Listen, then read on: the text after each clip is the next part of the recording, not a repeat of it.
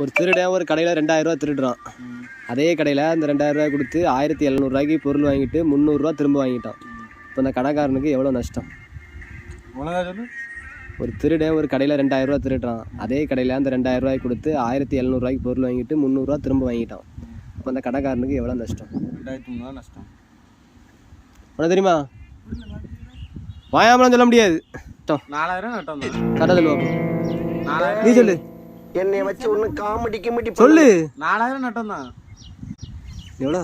4000 நட்டம் தான்.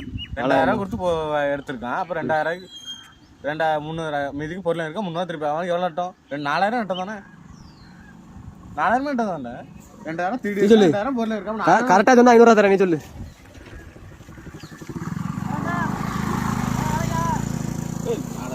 சேனலை சப்ஸ்கிரைப் பண்ணுங்க. உங்களுக்கு ஆன்சர் தெரிஞ்சா கமெண்ட்ல சொல்லுங்க. நான் இதுக்கான ஆன்சர் அடுத்த வீடியோவில் சொல்கிறேன்.